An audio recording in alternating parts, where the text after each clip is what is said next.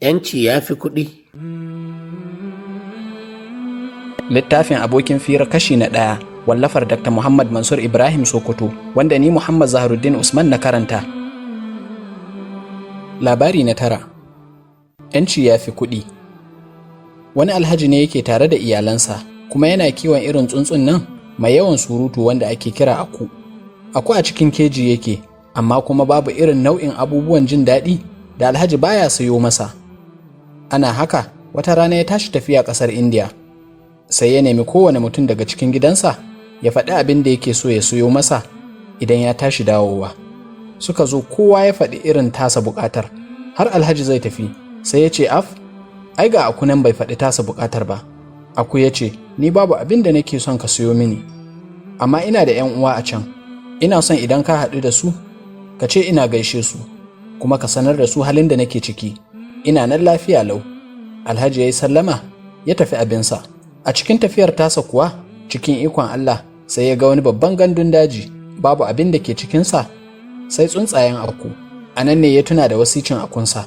Sai ya tsaya ya kalli wani daga cikinsu, ya ce masa, ina da saƙo daga wani ɗan uwanka wanda ya ce in gaida ka. Aku ya ce, yana ina ne halan? Mai gida ya ce, yana can gida tare da iyalina. Ya ce masa, a wani hali yake ciki? Ya ce, lafiyarsa ƙalau, ba shi da damuwa kowace iri.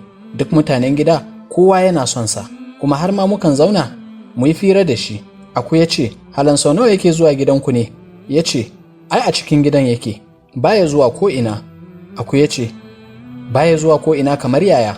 Mai gida ya ce, ai a cikin keji muka ajiye shi. Sai aku ya yi wata irin zabura, ya kwala ihu, nan take ya faɗi matacce.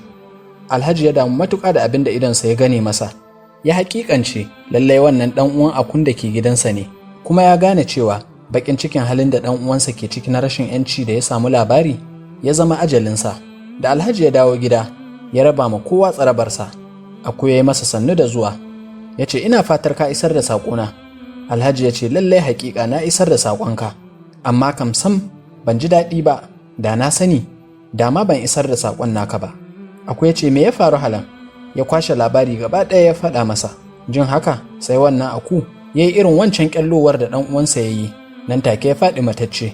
Alhaji ya ji ciwo matuƙa kuma ya shiga damuwar rasa ɗan tsuntsunsa mai ɗebe masa kewa, amma ya haƙura ya ɗauke shi cikin baƙin ciki.